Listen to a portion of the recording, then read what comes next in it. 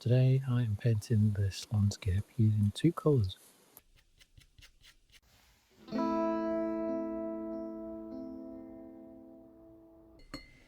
Wetting the top of the paper, I'm using a block today. I'll list all the materials in the description as usual. That's Indigo. And instead of brushing it up around, I'm using gravitate tilting, tipping the board to get the paint to run across the top and downwards a bit. And I'm using some clean water to merge it all together into the wetted area. And again, I'm tipping it to try to smooth out those different tones into one even coat. Next, I got another stripe coming down towards the centre of the painting. A little bit of the burnt sienna in there to reduce the amount of blue, so it's tending more towards a grey.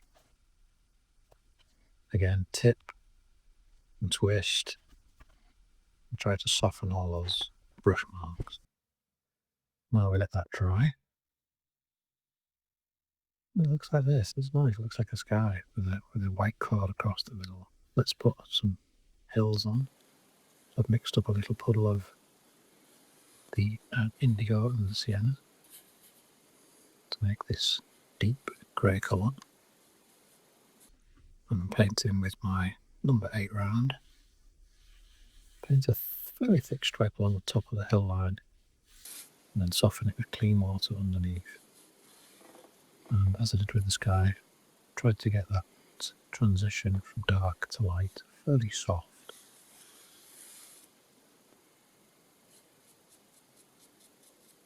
Now I'm painting pure indigo onto the dry area of the painting. It's quite a thick mix, as you can see there on the palette. And every so often I'm pushing or just gently touching brush up into the wet area of the hill. I'm hoping that the dry indigo will run up into the wetted area and create some little marks that look like distant vegetation. It's just starting to happen over there on the right. Now I've got some extra water into my mix, and again I'm softening off the stripes. There's a bit of a pattern emerging. Put on a stripe and then soften it down. Now back to the lower half, and again I'm painting onto the dry area with pretty much pure water here. I'm just touching up into the wet area of the indigo stripe, and again I'm hoping for some marks to develop. This seems to be a property of the indigo paint, which I've noticed by doing the swatches that we've seen recently.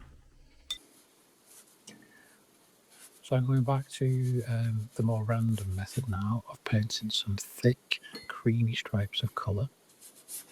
Again, it's indigo and burnt sienna. They're mixed together to make different browns, and then I'm getting my soft brush, quite wet as you can see, and pushing it into those stripes of thick, creamy colour. I don't know what's going to happen here. It's much more random. But I'm trying to encourage some vegetation like grassy type structures to develop. But it is a random process, so I'm not quite sure what I'm going to get here.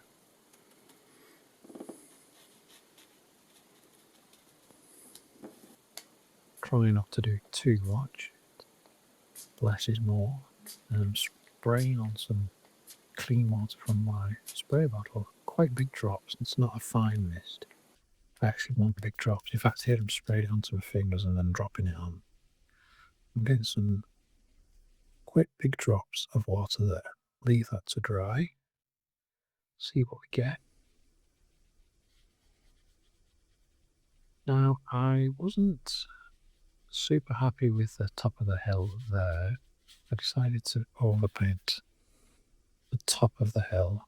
And perhaps in hindsight, perhaps I overdid this a little bit. But it is what it is. Let's go with it. So again, paint the top half and then soften it. with some water, greenish water. Blend the water into the painted area.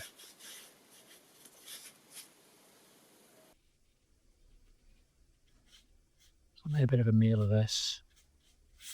I could have left it as a very pale hill, which I kind of wish I had.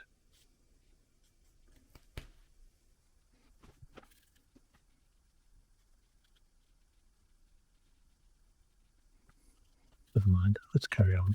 As before, I'm using gravity and water to distribute the paint. So this is a step that you might not need to do. We'll leave that to dry again.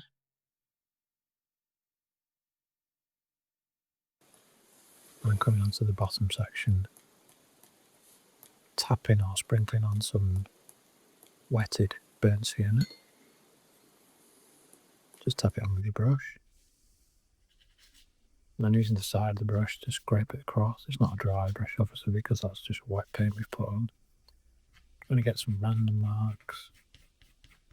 And then I'm turning the brush around and using the handle, attempting to scratch out some grass, but I've not really got enough paint on, which is why nothing's really happening. So back to adding some water to thin out the texture on the bottom. And some more water sprayed from the bottle.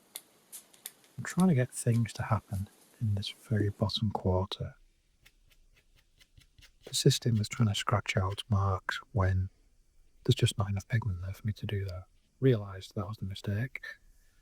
So we're back to some indigo, because I've basically run out of sienna at this point. And I know that mixing indigo and sienna together would give me a brown, or it would normally. But the indigo is so powerful here that it's just obliterating the sienna altogether, and it's coming out as pretty much pure indigo. But that's okay. Tap some on the brush. I've got a cocktail stick. Decided to use. So I always get good results from a cocktail stick, scratching up grasses. Because the paint is a bit thicker, I am actually getting some results. And I've turned the cocktail stick around. It's got a flat end, and just using it to scrape the paint down. Okay, that's it. That's the painting completed. I'm not super keen on the background along the top. I love this one here. Tiny little branches sticking up from the bushes. You could not paint that, even if you tried. And along the further vegetation line too, which is what I was hoping for. This one was a random one that appeared, which is very nice. Looks like the underside of a bush, a gorse bush or a heather maybe. Nothing really happens with the sienna. It just doesn't seem to have that property. And the foreground is a little bit weak.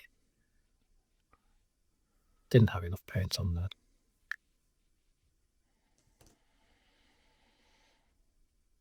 Here's what it might look like if we framed it. Well, thanks for joining me this week, and I hope you found that useful. And here's another video that you might find enjoyable.